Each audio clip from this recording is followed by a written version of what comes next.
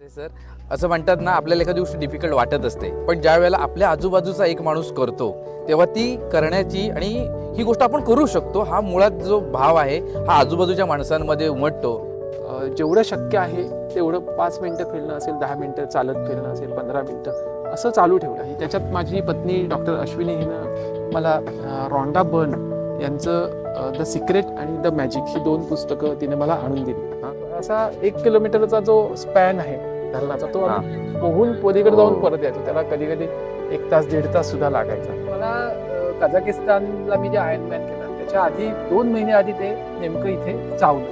त्यानं पायाला असा छोटासा चावा घेतला. तुम्ही म्हणजे परफेक्ट कंपार्टमेंट्स केलेले आहेत. कामाच्या वेळेला काम आहे, खेळाच्या वेळेला खेळ. आजारातून तुम्ही रिकवर झालात, आता तुम्ही मॅरेथॉनचे ब्रँड ॲम्बॅसिडर्स आहात, पण बिझनेस सुद्धा तुमचा खूप आलेख जो त्याचा आहे बिझनेसचा आलेख तो सुद्धा खूप उंच उंच जायला लागलाय. ही राखेतून फिनिक्स सारखी भरारी तुम्ही कशी काय घेणं शक्य झालं? एक पान शिकण्याचे, एक पान प्रेरणेचे.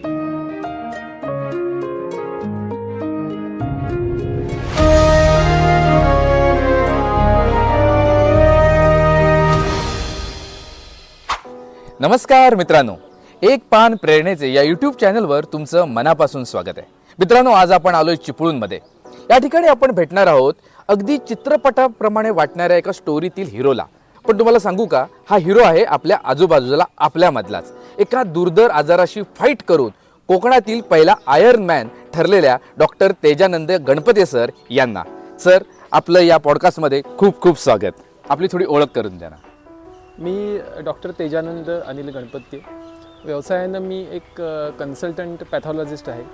MBBS MD पॅथॉलॉजी हे माझं शिक्षण झालेलं आहे आणि गेल्या 16 वर्षांपासून मी चिपळूणमध्ये आरोग्यम लॅबोरेटरी ही माझी स्वतःची पॅथॉलॉजी लॅब चालवत आहे. आणि त्याचप्रमाणे गेली 4 वर्ष मी रनिंग, स्विमिंग आणि सायकलिंग ह्या तिन्ही खेळांचा एकत्रितपणे अंतर्भाव असलेला जो ट्रायथलॉन हा खेळ आहे त्याचीही प्रॅक्टिस करतो आहे. आणि त्या खेळातल्या विविध स्पर्धांमध्ये आत्तापर्यंत मी भाग घेऊन त्याच्यामध्ये यश मिळवलेलं आहे. क्या बात आहे सर. मला कोकणातील पहिल्या आयर्न मॅनसोबत बोलताना खूप आनंद होतोय. आणि सर, आता मी आलो त्यावेळेस बघितलं खूप लोक तुम्हाला भेटत होते, त्यांच्या जॉगिंग संदर्भात, रनिंग संदर्भात, सायकलिंग संदर्भात टिप्स विचारतात. आता तुम्ही आहात MBBS डॉक्टर आणि आता लोकांना तुम्ही कोचिंग पण करताय, लोकांना कन्सल्टेशन करताय, सांगताय की कशा पद्धतीने काम करायला पाहिजे. सर, कसा काय हा प्रवास आहे नेमका? गेल्या काही वर्षांपूर्वी आपण जर का पाहिलं तर चिपळूण असेल किंवा रत्नागिरी असेल किंवा कोकणातच एकूणच धावण्याची संस्कृती किंवा सायकलिंग चालवणारे लोक असे फारसे दिसत नव्हते. परंतु आता तुम्ही बघितलं येत्या गेल्या 1-2 वर्षात तर मॅरेथॉन स्पर्धा होतात, सायकलिंग स्पर्धा होतात आणि याबद्दल खूप जागृती झालेली आहे. ह्या खेळाकडे लोक आपणहून वळलेले आहेत. लाईफस्टाईल स्पोर्ट्स असं आपण ज्यांना म्हणतो, सायकलिंग किंवा रनिंग, ह्याच्याकडे लोक हळूहळू वळायला लागलेले आहेत. त्याचे फायदे लोकांना कळायला लागलेले आहेत. आणि हे का होतं तर लोकांना कोणतरी समोर उदाहरण पाहिजे असतं, आयडॉल पाहिजे असतं. आणि योगायोगानं माझी जेव्हा आयर्नमॅन स्पर्धा झाली तेव्हा पहिल्यांदा हा खेळ काय असतो, की नेमका कसं स्वरूप असतं, किती त्याची डिफिकल्टी लेवल काय असते, ह्या सगळ्या गोष्टी लोकांच्या समोर आल्या. आणि आपल्याला माहिती आहे की मिलिंद सोमण हा भारतातला नोन म्हणजे सेलिब्रिटी असेल असा पहिला आयर्नमॅन होता. त्याच्यापासून आम्ही प्रेरणा घेतली. पण लोकांना असं हवं असतं की आपल्यातला माहिती असलेला कोणी जर का असं करत असेल तर त्याचं एक खूप मोठं अट्रॅक्शन असतं. आणि मग त्याला समोर आयडॉल ठेवून किंवा त्याच्याकडनं प्रेरणा घेऊन तोचा प्रवास करणारे अनेक लोक असतात. तर त्यामुळे आता, आणि मी डॉक्टर असल्यामुळे त्याचा मला अजून एक फायदा होतो की शरीराच्या सगळ्या आतल्या ज्या संस्था आहेत त्यांचं व्यवस्थित ज्ञान असल्यामुळं थोडासा तो मला फायदा होतो की त्या स्पोर्ट्स फिजिओलॉजी समजून घेण्यासाठी. त्यामुळे लोक माझ्याकडे येतात. मी असं प्रोफेशनली कोचिंग वगैरे करत नाही, बरोबर, पण कोणाची शंका असेल किंवा कोणाला काही मार्गदर्शन हवं असेल तर मी त्यांना ते नक्की करतो. क्या बात आहे सर. असं म्हणतात ना, आपल्याला एखादी गोष्ट डिफिकल्ट वाटत असते, पण ज्या वेळेला आपल्या आजूबाजूचा एक माणूस करतो तेव्हा ती करण्याची आणि ही गोष्ट आपण करू शकतो हा मुळात जो भाव आहे हा आजूबाजूच्या माणसांमध्ये उमटतो आणि सगळे लोक त्या हिशोबाने ट्राय करायला लागतात. सर, आज तुम्ही कोकणातले पहिले आयर्न मॅन आहात, खूप साऱ्या लोकांसाठी इन्स्पिरेशन आहात. पण हा प्रवास नक्कीच सोपा नव्हता. जिथून ह्या प्रवासाची सुरुवात झाली तो म्हणजे तुम्हाला अतिशय दुर्धर आजार झाला होता, त्याला फाईट करून तुम्ही आज इथपर्यंत पोहोचलेला होतात. काय होती ही सगळी स्टोरी, जरा जाणून घ्यायला आवडेल. साधारण 5 वर्षांपूर्वी आपल्या सर्वसामान्य माणसासारखंच माझं जीवन होतं. आपला व्यवसाय, कुटुंब आणि त्याच्यामध्ये हा स्पोर्ट्सचा काही विषय त्यावेळी नव्हता. आणि एक दिवस अचानक मला घशामध्ये गिळताना त्रास व्हायला लागला आणि त्याच्यासाठी जेव्हा तपासण्या केल्या तेव्हा असं लक्षात आलं की घशामध्ये अशी लिंबाच्या आकाराची एवढी गाठ होती त्या जिभेच्या बापरे. मागच्या बाजूला. आणि मग त्याच्या जेव्हा ती ऑपरेशन करून काढली आणि त्याच्या जेव्हा तपासण्या केल्या तेव्हा ते कळलं की नॉन हॉजकिन लिम्फोमा नावाच्या कॅन्सरची ती गाठ होती.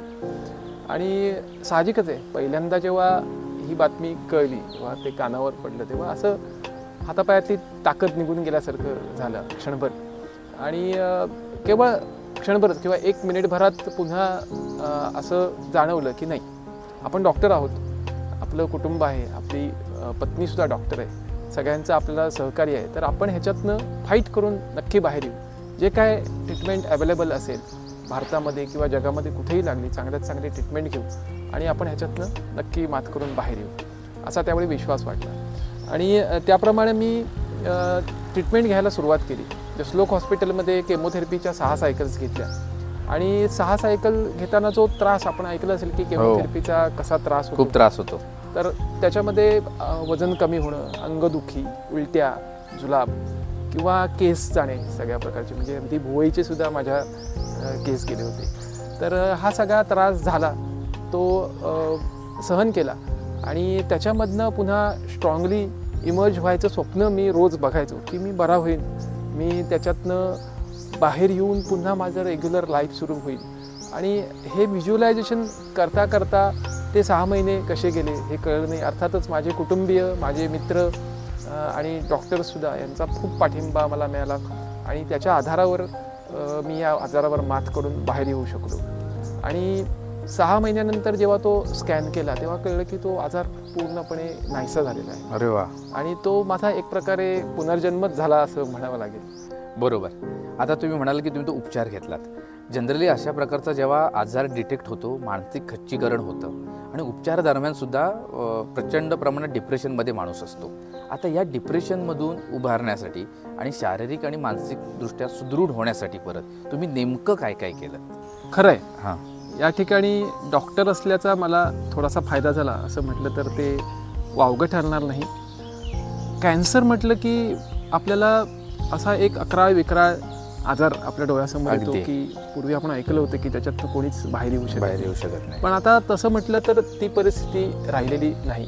मी स्वतः पॅथॉलॉजिस्ट आहे, मी स्वतः कॅन्सर डायग्नोज करतो बायोप्सी तपासून त्याच्यामध्ये आहे की नाही. आणि त्याच्यामुळे आम्ही डॉक्टर म्हणून जेव्हा पेशंटचा फॉलोअप घेतो त्यावेळी आम्ही बघतो की पेशंट कसे बरे होतात किंवा कशी त्यांची लाईफ पूर्वीसारखी व्यवस्थित चालू राहते. तर ह्या गोष्टींचा मला काही प्रमाणात त्याचा फायदा झाला. आणि मी विचार केला की ठीक आहे, कॅन्सर आहे पण जस्ट इट्स अनदर डिसीज.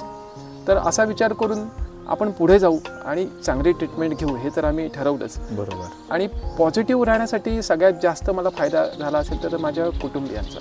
कारण माझं वय फक्त 40 होतं ज्यावेळी हे कळलं. त्यावेळी माझी मुलं ही लहान होती, म्हणजे मोठा मुलगा एक 7-8 वर्षाचा आणि मुलगीसुद्धा 3-4 वर्षाची होती. तर साहजिकच होतं, व्यवसाय नवीन होता की ह्या सगळ्या ह्या गोष्टीतून आपण कसं बाहेर येणार, त्यांच्याशी कसा मुकाबला करणार असं क्षणभर जाणवलं. पण नंतर असा विचार केला मी आणि माझ्या पत्नीने विचार केला, डिस्कशन केलं एकमेकांशी आणि त्याच्यातनं मला असं जाणवलं की आपल्याला ट्रीटमेंट घेऊन त्याच्यातनं बाहेर तरी यायलाच पाहिजे. बरोबर. आता मोठा आजार झाला म्हणून आता मी काहीच करणार नाही असं तर होऊ शकत नाही. त्यामुळे आम्ही ठरवलं की ट्रीटमेंट चांगल्यात चांगली घ्यायची. आणि ट्रीटमेंट जेव्हा घ्यायला सुरुवात झाली त्यावेळी पहिल्यापासून आम्ही पॉझिटिव्ह ॲटिट्यूड ठेवायचा प्रयत्न केला. फार महत्त्वाचं आहे. हां, तुम्ही म्हटलात की डिप्रेशनवर मात लोक कशी करतात, तर डिप्रेशन येऊ न देणं हे खूप महत्त्वाचं आहे आणि त्याच्यासाठी पॉझिटिव्ह राहणं हे खूप महत्त्वाचं आहे. त्यासाठी आपण पॉझिटिव्ह लोकांच्या संपर्कात राहणं गरजेचं आहे. आता कसं आहे की जेव्हा पेशंट म्हणून कोणी लोक आपल्याशी बोलतात की अरे तुला कॅन्सर झाला, होईल रे सगळं चांगलं, म्हणजे जी एक सहानुभूतीची भावना असते, तर त्याच्यापासून आपण थोडं लांब राहिलं पाहिजे. जाणून बुजून थोडा सगळ्याच लोकांशी एक अंतर राखलं की जेणेकरून अशा ज्या निगेटिव्ह व्हाईब्स आहेत ते आपल्याकडं येऊ नयेत आणि जे फक्त पॉझिटिव्ह आहे तेवढंच फक्त आपल्याकडे यावं. आणि म्हणून मी चांगल्या लोकांशी बोलणं, जे आपल्या खूप जवळचे आहेत, जे आपल्याला चांगल्या भावना देऊ शकतात, चांगला सपोर्ट देऊ शकतात, त्यांच्याशी बोलणं त्यांच्याशी फोनवर बोलणं, चांगले पुस्तकं वाचणं की ज्याच्यातनं आपल्याला पॉझिटिव्ह मिळतं. क्या बात आहे. ही काही त्याच्यात माझी पत्नी डॉक्टर अश्विनी हिनं मला रॉन्डा बर्न यांचं द सिक्रेट आणि द मॅजिक ही 2 पुस्तकं तिने मला आणून दिली हां आणि मला त्याला खूप फायदा झाला. म्हणजे मी सगळ्यांना आत्तासुद्धा ज्यांना कॅन्सर झालेला आहे आणि जे त्याच्यातनं मात करू इच्छितात त्यांना मी हे आवर्जून सजेस्ट करतो की तुम्ही ही पुस्तकं वाचा. त्याच्यामध्ये आपला पॉझिटिव्ह ॲटिट्यूड कसा राहिला पाहिजे, जीवनाप्रती दृष्टिकोन कसा आला पाहिजे, त्याच्यामध्ये ग्रॅटिट्यूडवर खूप भर दिलेला आहे. म्हणजे आपल्याला हे सगळं जग आहे किंवा निसर्ग आहे किंवा देव आणि आपले सगळे आजूबाजूचे आपले जे मित्रमैत्रिणी, आपले नातेवाईक हे नेहमी काही ना काही देत असतात. तर जेव्हा ते आपल्याला काही देत असतात किंवा आपल्याशी चांगलं बघत असतात तेव्हा आपण कृतज्ञता भाव त्यांच्याप्रती व्यक्त केला पाहिजे, असं त्या पुस्तकाचं सार आहे. मी थोडंसं थांबवतो. आता म्हणाल की ग्रॅटिट्यूड आपल्याला जपायला पाहिजे. आपण जीवनात कसं वापरू शकतो, कसं फॉलो करू शकतो ग्रॅटिट्यूड? अगदी छोट्या छोट्या गोष्टी असतात आपल्या आयुष्यामध्ये की आता आपण आपल्या ऑफिसमध्ये काम करतोय, आपल्याला कोणी चहा आणून दिला, आपण ठीक आहे बाबा त्याचं कामच आहे, त्याने चहा मला द्यायलाच पाहिजे किंवा रोजच देतो असा विचार करतो आणि आपला चहा हातात घेऊन आपण कामाला लागतो. पण छोटीशी गोष्ट असते, थँक्यू किंवा गुड मॉर्निंग असं आपण जेव्हा म्हणतो त्यावेळी काय होतं की आपल्याकडचा चांगला भाव जो असतो तो त्यांच्यापर्यंत जातो आणि सरांनी किंवा पाहुण्यांनी आपल्याला अभिवादन केलं किंवा आपल्याला थँक्यू म्हटलं, ही जी भावना त्यांची असते त्याच्यातनं ज्या त्यांच्या पॉझिटिव्ह वाईब्स येतात त्या आपल्यापर्यंत पोहोचतात. आणि अशा प्रकारे छोट्या छोट्या गोष्टी असतात. सूर्य आपल्याला प्रकाश देतो. तुम्ही पुस्तक वाचलं असेल तर तुम्हाला नक्की माहिती आहे की ह्या नकळतपणे आपल्याला ह्यांचा फायदा होत असतो, पण आपण त्यांना काहीच देत आपण नाही. एवढ्या मोठ्या निसर्गाला काय देणार? अगदी होय की नाही? पण आपण थँक्यू म्हणू शकतो, आपण धन्यवाद म्हणू शकतो. रोज सकाळी मी उठलो, मी जिवंत आहे, मी आजची हवा छान आहे, ह्या छोट्या छोट्या गोष्टी असतात, मी आभारी आहे. म्हणजे आपण कृतज्ञता व्यक्त करून आपण आपलं एक पॉझिटिव्ह एनर्जीचं वलय आपल्या भोवती करू शकतो. नक्की सर. तर आता आपण ग्रॅटिट्यूड विषयी सांगितलं. खरोखरच ही गोष्ट आपल्या आयुष्यामध्ये लागू आहे आणि प्रत्येकाने अप्लाय करायला पाहिजे. आता मानसिकतेबरोबर फिजिकल फिटनेस परत रिगेन करणं गरजेचं आहे. त्यासाठी तुम्ही काय केलं? आजारादरम्यान डॉक्टरांनी ज्या सूचना दिल्या होत्या, आहाराविषयी असतील किंवा चालण्याविषयी असतील किंवा बेडवर झोपल्या जे व्यायाम लहान मोठे त्यांनी सांगितले होते त्या सगळ्या मी फॉलो केल्या आणि त्याचा मला खूप उपयोग झाला. म्हणजे मला आठवतं आहे की जसलोक हॉस्पिटलचा असा मोठा कॉरिडॉर होता आणि ते सलाईनचा स्टँड, त्याला लावलेलं सलाईन आणि त्याच्यातनं ती ट्यूब येऊन इथनं माझ्या आतमध्ये हृदयापर्यंत जी गेलेली होती ते घेऊन त्यांनी मला असं चालत जायला सांगितलं होतं. त्याला अशी चाकं होती, ते घेऊन हळूहळू चालायचं आणि छान वाटायचं. जेव्हा ॲक्टिव्हिटी होते, काही फिजिकल ॲक्टिव्हिटी होते, शारीरिक हालचाल होते, त्यावेळी खरंच त्याच्यातनं पण आपल्याला पॉझिटिव्ह एनर्जी मिळत असते आणि आपलं अन्न जे खाल्लंय ते पचावं यासाठी सुद्धा ते फार महत्त्वाचं आहे. तर मी जेव्हा ह्याच्यातनं बाहेर आलो, आजार पूर्ण बरा झाला हे कळलं, तेव्हा मगाशी मी तुम्हाला सांगितलं की माझा पुनर्जन्म झाला आहे. तर मला असं वाटलं की अरे आपण एवढ्या मोठ्या संकटातनं बाहेर आलेलो आहे आणि हे संकट शरीरावर आलेलं होतं आणि शरीरानं ते त्याच्याविरुद्ध फाईट करून शरीर आपलं बाहेर आलं किंवा शरीरानं आपल्याला चांगली साथ दिली त्यामुळे आपण बाहेर आलो आहे. तर आता शरीरानंच काहीतरी वेगळं सिद्ध करून दाखवायला पाहिजे, असं काहीतरी करायला पाहिजे की जे आपल्या भागामध्ये, आपल्या रत्नागिरी जिल्ह्यामध्ये म्हणा किंवा कोकणामध्ये कोणी केलं नसेल. तर असं मला मनातनं वाटलं की आपण काहीतरी असं वेगळं करू. म्हणजे त्यावेळी आयर्नमॅनच करायचं असं मी काही ठरवलं नव्हतं, पण आपण ज्याच्यामध्ये फिजिकल ॲक्टिव्हिटी इन्व्हॉल्व असेल असा एखादा स्पोर्ट्स, रनिंग असेल, सायकलिंग असेल, ह्याच्यामध्ये काहीतरी करू, ह्याच्यामध्ये आपण अधिक चांगली प्रगती करू असं मला वाटलं. आणि म्हणून मी जसा बरा झालो तसा हळूहळू चालायला सुरुवात केली. आणि तरी विकनेस होता, वजन माझं जेव्हा केमोथेरपी होती तेव्हा 7-8 किलो कमी झालं होतं. म्हणजे पायांमधली ताकद पूर्ण गेली होती. आणि त्याच्या आधी मी 10-15 किलोमीटरपर्यंत सायकल चालवायचो आजाराच्या आधी. पण जेव्हा आजारातनं बरा झाल्यानंतर 2-3 महिन्यानंतर मी पुन्हा म्हटलं आपण बघूया, तर मला 2-3 किलोमीटरसुद्धा सायकल चालवायला जमेना. तेव्हा मला लक्षात आलं की असं पटकन कोणतीही गोष्ट होत नाही, त्यासाठी विशिष्ट काळ जावा लागतो. मी माझं चांगलं डाएट म्हणजे हेल्दी डाएट आणि जेवढं शक्य आहे तेवढं 5 मिनटं फिरणं असेल, 10 मिनटं चालत फिरणं असेल, 15 मिनटं असं चालू ठेवलं. आणि त्याच्यानंतर 3 महिन्यानंतर जेव्हा सायकलिंग मला तेवढं जमलं नाही लक्षात, त्याच्यानंतर 6 महिन्यानंतर मी पुन्हा सायकलिंगकडे वळलो.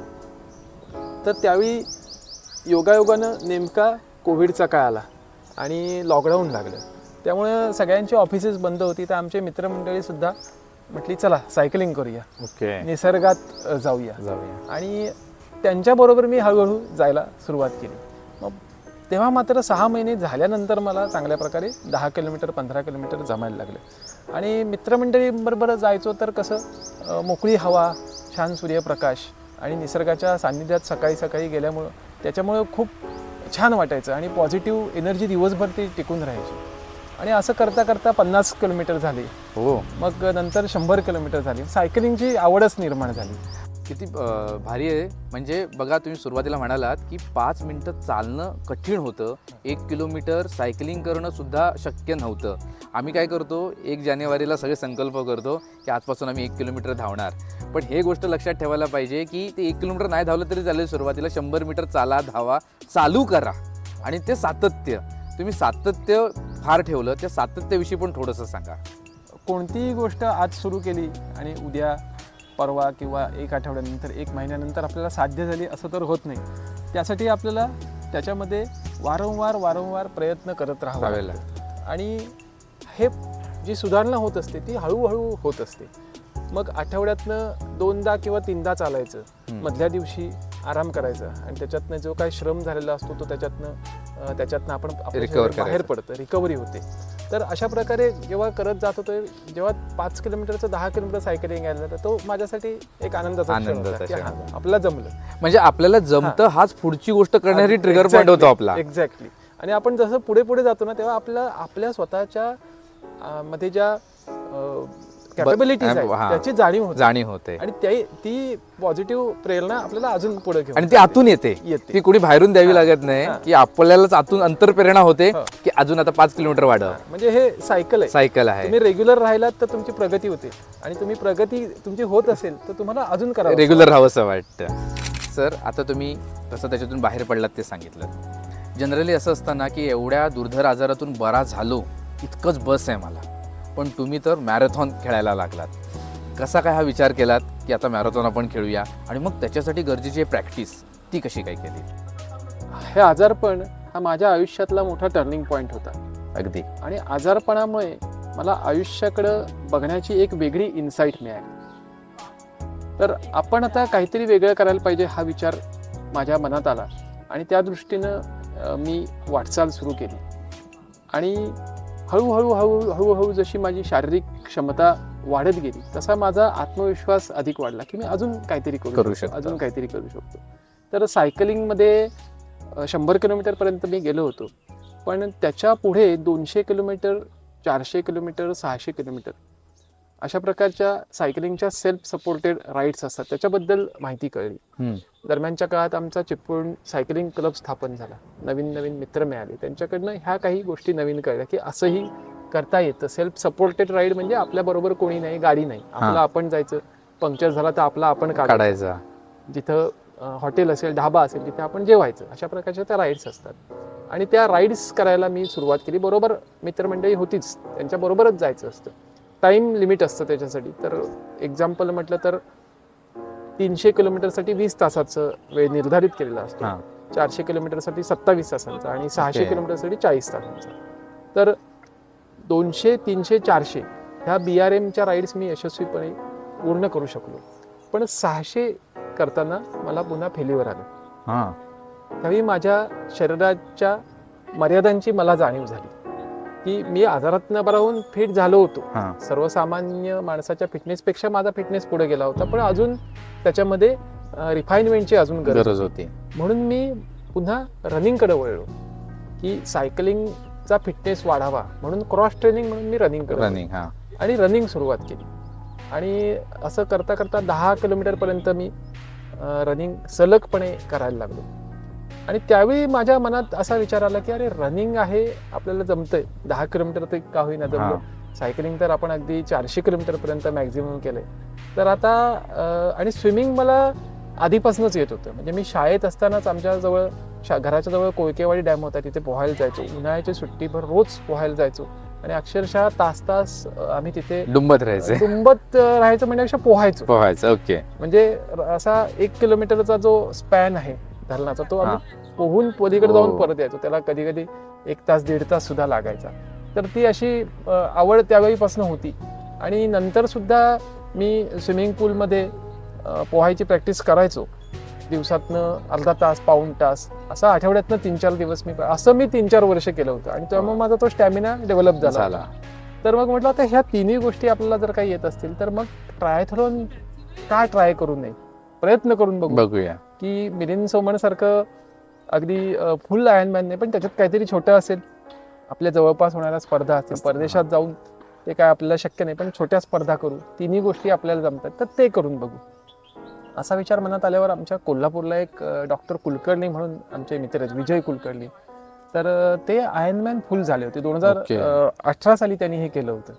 आणि 2019 साली हा मला आजार झाला, त्याच्यातनं बरा झालो. आणि मी 20 साली जेव्हा हे करायला लागलो तेव्हा मी त्यांना जाऊन भेटलो.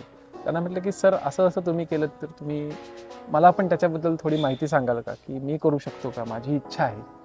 आणि मी त्यांना म्हटलं, असं म्हटल्यामुळे ते म्हटले की नक्कीच करू शकता तुम्ही, फक्त तुम्ही प्रॉपर ट्रेनिंग घेऊन योग्य माणसाचं मार्गदर्शन घेऊन त्याच्यात तुम्ही उतरा, म्हणजे तुमची ही वाटचाल अधिक सुकर होईल. बरोबर. आणि त्यांनी मला आयर्नमॅन पंकज राऊळ आणि आशिष राऊळ हे अर्हता नावाची अकॅडमी कोल्हापूरला चालवतात, त्यांच्याकडे पाठवलं. मी त्यांना भेटलो, माझी बॅकग्राऊंड सांगितली की असं असं आहे, मला जमेल का. ते म्हटले का नाही जमणार, तुमची शरीरयष्टी अगदी आयडियल आहे आणि तुमचं वय 40 म्हणजे एन्ड्युरन्स स्पोर्टसाठी तेही आयडियल आहे. तर ते म्हटले आम्ही तुम्हाला ट्रेनिंग देऊ, तुम्ही चिपळूणमध्ये राहून सुद्धा सराव करू शकता, इथे येऊन करायला पाहिजे असं काही नाही.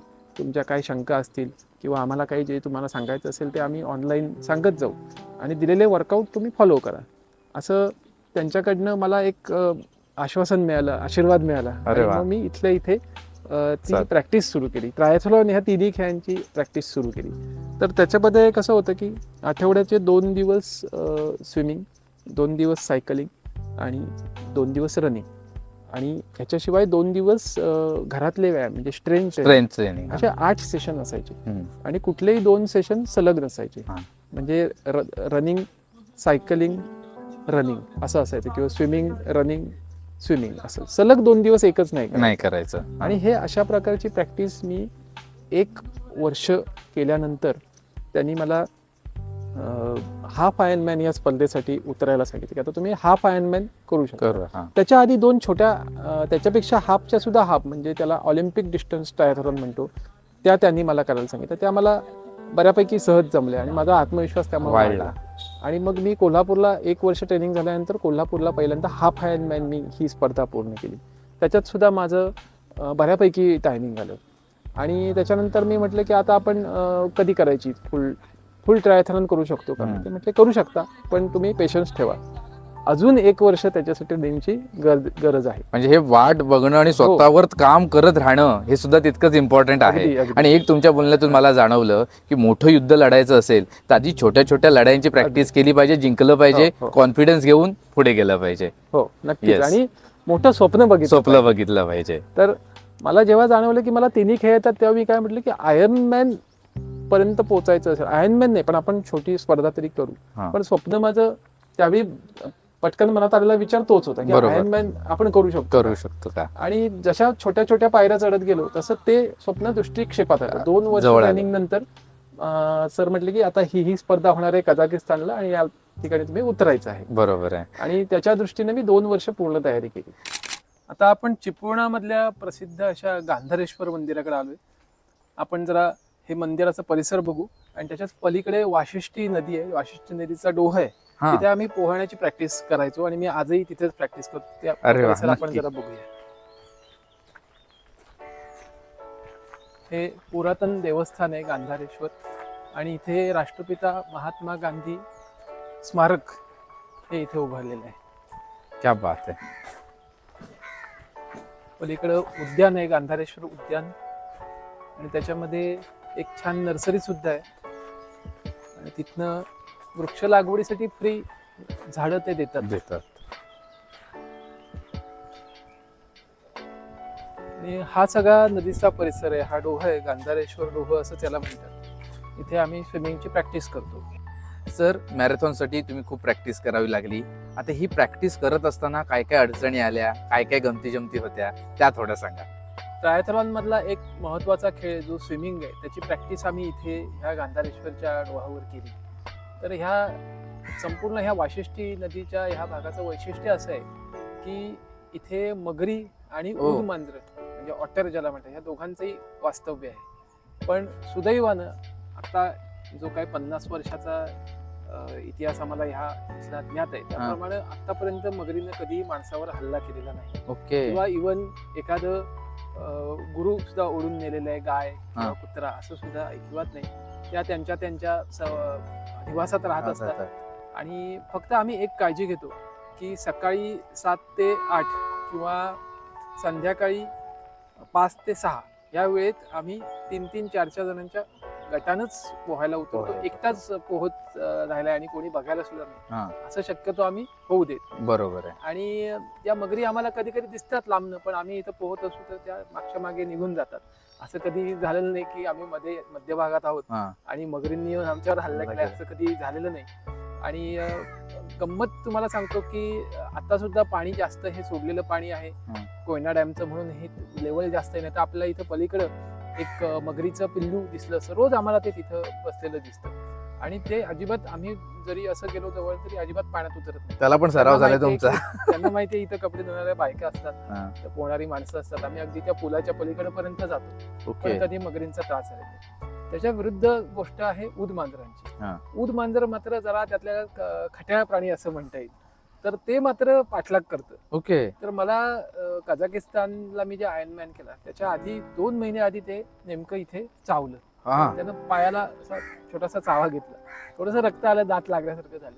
पण त्याच्यामुळे मला ती कुत्र्याचे इंजेक्शनचा कोर्स घ्यावा लागला. अरे बापरे. त्यामुळे थोडस सावध राहावं लागतं. उद मांजरं पण असतात इथे, पण असा जीवाला धोका असा नाही, थोडीशी काळजी घेतली तर. आता हे झालं सर स्विमिंगच्या बाबतीमधलं. सायकलिंगची पण प्रॅक्टिस करायला लागते, तर त्यासाठी पण वेगवेगळ्या सायकल, चांगल्या क्वालिटीच्या सायकल्स घ्याव्या लागतात. तर ती प्रॅक्टिस कशी करता? आपल्या कोकणामध्ये सायकलिंगच्या बाबतीत सगळ्यात मोठा प्रश्न म्हटलं तर चांगले रस्ते अवेलेबल नसणे. ओके. आणि त्याच्यामध्ये दुसरी गोष्ट म्हणजे आपल्याकडे सपाट रस्ते नाही. कुठेही रत्नागिरी असो किंवा चिपळूण असो, कुठेही 10 किलोमीटर गेलं की चढ उतार आहे, घाट आहे. बरोबर. तर त्याच्यामुळे सायकलिंग करताना काही अडचणी यायच्या.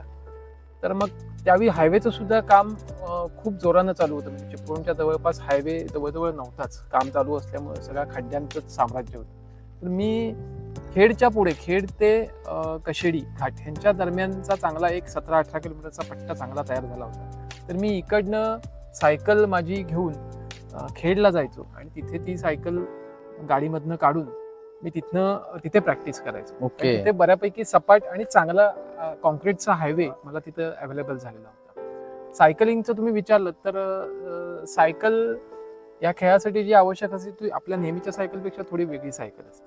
त्याचं हँडल जे असतं ते असं उभ्या, त्याला एरो बार असं म्हणतात, त्याच्यावर आपण असा हात ठेवतो आणि आपण असं 90 डिग्री वाकून ती सायकल चालवतो, जेणेकरून एरोडायनेमिकली कमीत कमी वाऱ्याचा रोध मिळेल आणि आपला स्पीड वाढेल. कारण 180 किलोमीटर त्याच्यामध्ये सायकलिंग करायचं असतं, 6 ते 7 तास आपण सायकलवर असतो. तर जेवढ्या लवकर ते कापता येईल तेवढं ते चांगलं. यासाठी त्याची स्पेशली डिझाईन आणि कार्बन फायबरनं बनवलेली ती सायकल अतिशय हलक्या प्रकारची अशी ती सायकल असते आणि त्याची त्यामुळे ती नाजूक पण असते. त्यामुळे खड्ड्यांचा जर का भाग असेल तर ती त्याच्यासाठी एवढी सुटेबल मेंटेनन्स निघत राहील.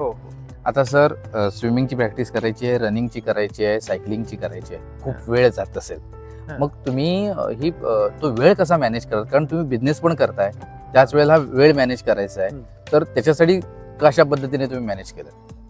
आता हा जो वर्कआउट असतो, मग असे मी सांगितले जे 3 प्रकार, त्याच्यामधला सकाळी 1 ते 1.5 तास रोज करायचं आणि फक्त शनिवार आणि रविवार हे 2 ते 3 तास किंवा शेवटी जशी स्पर्धा जवळ आली तशा शेवटचे 1-1.5 महिना हे 4 ते 5 तास सुद्धा हा वर्कआउट चालायचा. पण सकाळी साधारणपणे 9 वाजेपर्यंत मी माझं रनिंग असेल, सायकलिंग असेल ते संपवून मी परत घरी आलो की माझी आंघोळ करून आवरून मी माझ्या लॅबोरेटरीच्या कामासाठी मी जायचो आणि दिवसभर मग तिथे काम चालायचं. एकदा तिकडे गेलं की मग ह्या खेळाचा त्याच्याशी काही संबंध नाही, ते काम सुरू. तुम्ही म्हणजे परफेक्ट कंपार्टमेंट्स केलेले आहेत. कामाच्या वेळेला काम आहे, खेळाच्या वेळेला खेळ आहे.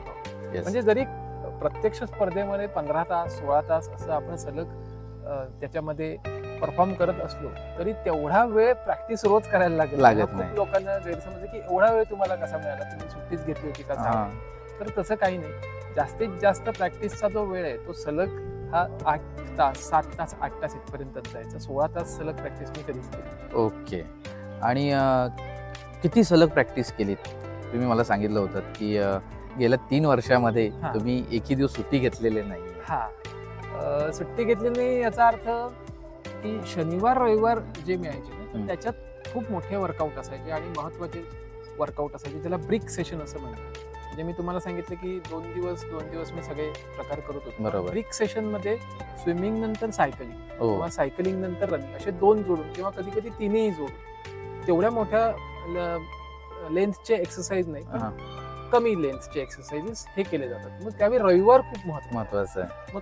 जोपर्यंत मी आयर्नमॅन ची स्पर्धा पूर्ण केली नाही ते 2 वर्ष जे ट्रेनिंग मध्ये मी होतो तेव्हा मी जवळजवळ सगळे रविवार मी ह्याच्यातच बिझी असायचो. बस रविवारी सुट्टी असायची पण रविवारी हे मोठे वर्कआउट असल्यामुळे मला कुटुंबियांना वेळ देता यायचा नाही आणि त्यामुळे कुठेही सहलीला बाहेर जाता आलं नाही किंवा इतरही ज्या काही फॅमिली कमिटमेंट होत्या त्याला थोडीशी मला मुरड घालावी लागली.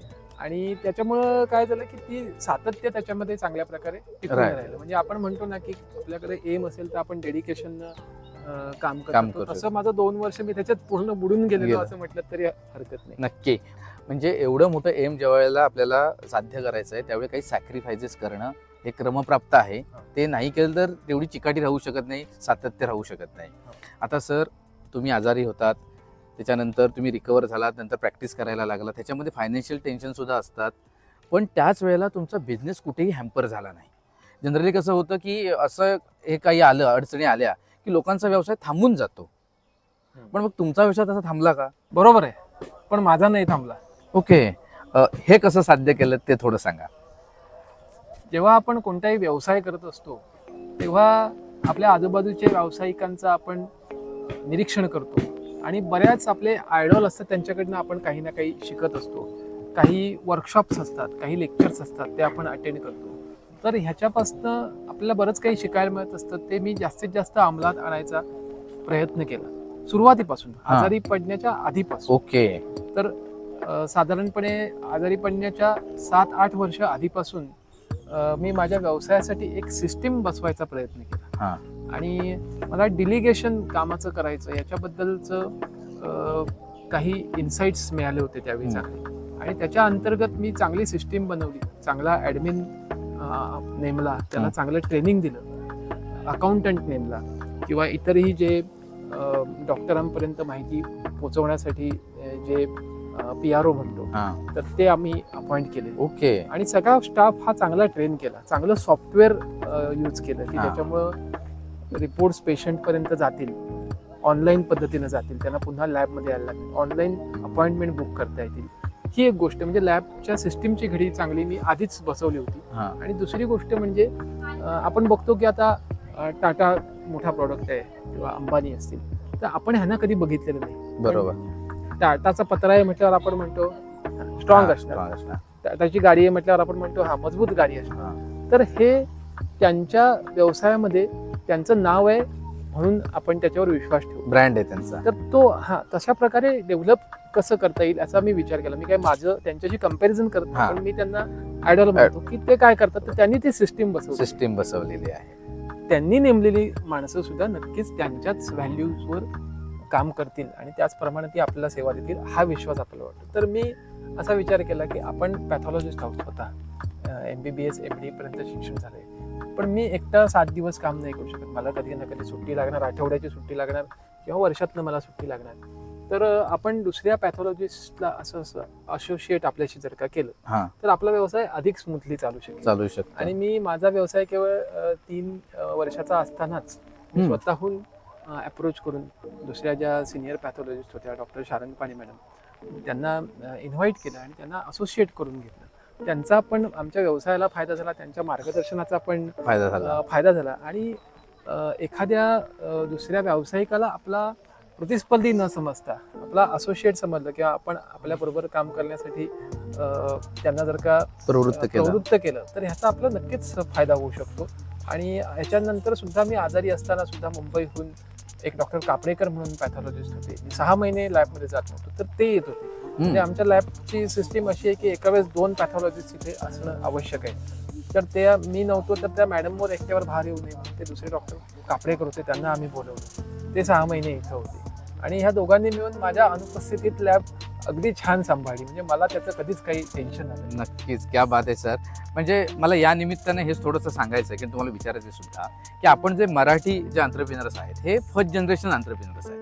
आणि अजून कसं आहे की मी जाणार तर माझा व्यवसाय होणार तरच तो वाढणार, आणि मी कधीही सुट्टी घेतली की माझा धंदा त्या ठिकाणी स्टॉप होऊन जातो. तर या ठिकाणी त्यांना तो धंदा ऑटो पायलटवर आणण्यासाठी काही सिस्टीम प्रोसेस करायला पाहिजेत. तर अशा लोकांसाठी काय तुम्ही सांगाल की कशा प्रकारे ह्या सिस्टीम प्रोसेस त्यांनी राबवल्या पाहिजेत, कसा धंद्याच्या बाहेर येऊन धंद्यावर काम केलं पाहिजे. म्हणजे धंद्यामध्ये काम तर लोक सगळेच करतात, पण धंद्यावर काम करणं किती इम्पॉर्टंट आहे ते तुम्ही थोडंसं काय मार्गदर्शन कराल? नाही, आता एंटरप्रेन्योर आपण म्हणतो त्या गोष्टीचा अर्थच हा आहे की जो स्वतः प्रत्यक्ष तेवढं काम करत नाही. आता डॉक्टरचा व्यवसाय म्हटला की हा व्यवसाय नाही म्हणता येणार, एक आपण त्याला प्रोफेशन म्हणू. पण त्याच्यामध्ये कन्सल्टंट डॉक्टरचं काय असतं की डॉक्टर नसेल तर तो दवाखाना चालत नाही. खरंय, हां. 100% खरंय. CA असेल किंवा वकील असेल, आम्ही बुद्धी वापरून काम करतो. मग आम्ही नसू तर आमचा मीटर डाऊन होतो. मग याला पर्याय काय आहे? तर तुम्ही नसाल पण तुमच्यासारखा दुसरा डॉक्टर तुम्ही नसताना तिथे बसू शकतो ना. हां. तुम्ही सुट्टी घेतली म्हणजे पहिला मानसिकतेमधला बदल हा आहे हा की मी नसेन तर माझ्यासारखा माझ्या इतका शिकलेला माणूस हे करणं करू शकतो. अगदी. आणि तो तुमच्याच इतक्या कॅपॅबिलिटीने करू शकतो. करू हा शकतो. विश्वास आपल्याला त्यांच्यावर ठेवला पाहिजे. अगदी. आणि जर का तेवढी कॅपॅबिलिटी एखाद्याची नसेल तर आपल्याला ट्रेनिंगच्या माध्यमातून किंवा इतर काही गोष्टींच्या माध्यमातून आपल्या सिस्टीमच्या माध्यमातून त्यांना ते ट्रेनिंग देऊन त्यांना तेवढं कॅपेबल बनवता येऊ शकतं. तर बरोबर. या गोष्टीवर मराठी व्यावसायिकांनी जास्त काम करण्याची गरज आहे. मराठी व्यावसायिक काही असतात गल्ल्यावर मीच बसणार, हा मी कसं दुसऱ्याला देऊ. तर ही मानसिकता थोडी बाजूला ठेवली पाहिजे. तिथं सिस्टीम आणा, तुम्ही सॉफ्टवेअर आणा, तशा प्रकारचे CCTV कॅमेरे बसवा किंवा तशा प्रकारचा माणूस शोधा तुम्ही की जो विश्वासू असेल, जो तुमच्यासाठी काम करेल आणि त्याची जशी तुमच्या धंद्याची जशी ग्रोथ होईल तशी त्याचीही ग्रोथ होऊ दे. त्याला तो विश्वास मिळू दे, मग तो अधिक चांगल्या प्रकारे काम करेल. चांगली माणसं शोधणं आणि चांगली माणसं टिकवून ठेवणं हे एक कौशल्य आहे किंवा हे एक कला आहे. बरोबर. असं आहे. तर त्यामुळं त्याच्यावर थोडं काम करावं लागतं आणि त्याच्यासाठी त्याचा अप्रोच आपल्याला ठेवायला लागतो. अगदी बरोबर आहे. म्हणजे उद्योजक होणं म्हणजे माणसं जमा करणं, माणसं ग्रो करणं, वेगवेगळ्या सिस्टीम प्रोसेस प्रत्यक्षामध्ये आपल्या व्यवसायामध्ये राबवणं, हे खरं नवीन ऑपॉर्च्युनिटी शोधणं. आणि ज्या वेळेला आपल्याकडे कुठलाही प्रॉब्लेम नाही आहे, आपला चांगला काळ चाललेला आहे, त्याच वेळेला भविष्याचा विचार करून ह्या सगळ्या गोष्टी राबवणं, हे जर केलं तर आपला जो बिझनेस आहे तो सस्टेनेबल बिझनेस होऊ शकतं असं मला वाटतं. सर हे मला वाटतं हे जे पॉईंट्स आहेत ना हे प्रत्येक उद्योजकाला खूप काही शिकवणारे आहेत. सर आजारातून तुम्ही रिकवर झालात, आता तुम्ही मॅरेथॉनचे ब्रँड ॲम्बॅसिडर्स आहात, पण बिझनेससुद्धा तुमचा खूप आलेख जो त्याचा आहे बिझनेसचा आलेख तो सुद्धा खूप उंच उंच जायला लागला आहे. ही राखेतून फिनिक्ससारखी भरारी तुम्ही कशी काय घेणं शक्य झालं तुम्हाला? व्यवसायाच्या सुरुवातीच्या काळात मी काही बिझनेस ट्रेनिंग अटेंड केलेले होते. तर त्याच्यामध्ये एक गोष्ट मला आठवते की त्यांनी सांगितलं होतं की व्यवसायामध्ये अडचणी येतातच. व्यवसाय म्हटल्यावर जसा नफा होतो तसा तोटाही होतो. आणि तोटा झाला किंवा काही संकट आलं तर जास्तीत जास्त काय होणार आहे, तुम्ही जमिनीवर या. त्यापेक्षा तर काय होणार नाही. तुमची सगळी संपत्ती निघून जाईल, तुमची सगळी जी काय प्रॉपर्टी केलेली असेल तुम्ही ती निघून जाईल, पण तुमच्या डोक्यात जे ज्ञान आहे बिझनेसविषयी किंवा जो अनुभव तुम्ही घेतलेला आहे तो तर कुठे जाणार नाही, तो तुमच्याकडेच आहे. त्याचा वापर करून तुम्ही पुन्हा नवीन बिझनेस तसाच उभा करू शकता. हे माझ्या मनावर चांगलं बिंबलं होतं आणि त्याचा मला अनेक ठिकाणी माझ्या आयुष्यात व्यावसायिक आयुष्यात फायदा झाला. मी तुम्हाला उदाहरणं सांगतो की 2013मध्ये शॉर्ट सर्किटमुळे माझ्या लॅबमध्ये आग लागली होती. Oh my God. आणि जो ग्राउंड फ्लोअरचा आमचा पोर्शन आहे जिथं रिसेप्शन आहे आणि जिथे ब्लड कलेक्शन केलं जातं हा पूर्ण जळून अक्षरशः खाक झाला होता. तिथं काहीच दिसत नव्हतं. आणि सकाळी लॅब उघडली त्यावेळी आमच्या कर्मचाऱ्याला जे दिसलं दृश्य त्यानं मला फोन करून बोलवलं आणि मी सुद्धा पाहिल्या अवाक झालो, अरे हे काय, संपलं आपलं सगळं. आणि क्षणभर तो विचार मनात आला आणि नंतर माझ्या ते ट्रेनिंगमधले ते शब्द मला आठवले की जास्तीत जास्त काय होणार, तुम्ही रस्त्यावर. दुसऱ्या क्षणी माझ्या माझ्या विचार आला, अरे आता ह्याच्या पुढे इन्स्ट्रुमेंट घेऊन ते आपण अजून वेगळ्या प्रकारचे अशा प्रकारचे घेऊ की त्याचा आपल्याला अजून चांगल्या प्रकारे वापर करून घेता येईल. हा पॉझिटिव्ह विचार माझ्या मनात आला आणि मी त्यातनं बाहेर पडलो. मी खरंच अजून चांगले मशीन्स घेतले, अजून चांगलं इंटिरियर केलं आणि त्याच्यातनं बाहेर आलो. दुसरं म्हणजे 2021 साली पूर आला. त्यावेळी सुद्धा तो खालचा मजला पूर्ण 14 फूट पाणी आलं आणि तो पूर्ण बुडाला. पुन्हा खालची सगळी जी आगीच्या वेळेस परिस्थिती तशीच परिस्थिती झाली आणि तेव्हाही मला ह्या गोष्टी ह्या ॲटिट्यूडचा फायदा झाला की ठीक आहे, आपण आता ह्या संकटावर मात करून बाहेर यायचं, अजून चांगलं घ्यायचं, अजून चांगलं इंटिरियर करायचं. तर ह्या गोष्टी आपल्या आयुष्याचा भाग असतात.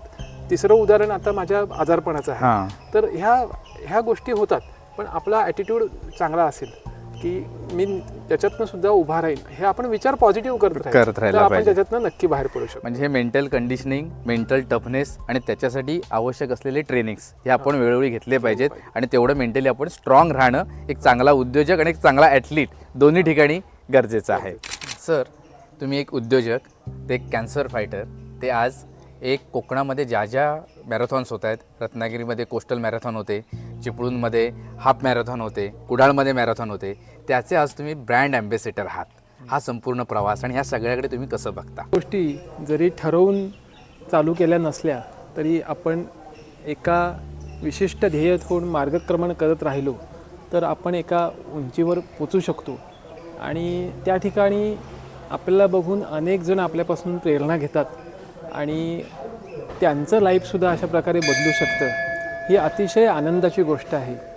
आज चिपळूणमध्ये, रत्नागिरीमध्ये, कुडाळमध्ये अनेक लोक धावतात, सायकलिंग करतात आणि जेणेकरून आपलं आरोग्य अधिक सुदृढ करायचा प्रयत्न ते करतात आणि ह्या सगळ्या गोष्टीमुळे डायबिटीज असेल, कॅन्सर असेल किंवा बाकीचे इन्फेक्शियस आजार असतील ह्यापासून आपण नक्की लांब राहू शकतो आणि चांगली जीवनशैलीमुळं आपलं व्यावसायिक आयुष्यसुद्धा तेवढंच चांगलं होऊ शकतं. तर मला आनंद वाटतं की त्यांच्यासाठी मी काहीतरी प्रेरणास्थान म्हणून बनू शकलो किंवा काही जणांनी मला आयडॉल मानलं, माझ्याकडनं काही मार्गदर्शन घेतलं.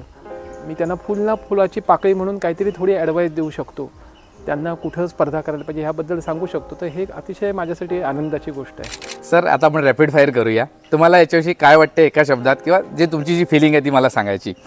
सर, डॉक्टर तेजानंद गणपती म्हणजे कोण तुमच्या दृष्टीने? Iron man. क्या बात आहे. तुमच्या आयुष्यातला अविस्मरणीय प्रसंग? ज्यावेळी मी पहिल्यांदा आयरन मॅन झालो कझाकिस्तानमध्ये, तेव्हा जी फिनिश लाईन क्रॉस केली, ते फिलिंग्स खूप ग्रेट होते. क्या बात आहे. तुमच्या आयुष्यातला लोएस्ट पॉईंट? ज्यावेळी मला कॅन्सरची बातमी समजली. येस. तुमची पुढची मॅरेथॉन, पुढचं टार्गेट? दिल्ली फुल मॅरेथॉन. सॅटर्डे क्लब म्हणजे? व्यावसायिकांचं विश्व. Purpose of life? सुखी समाधानी आयुष्य. कॅन्सर? फाईट.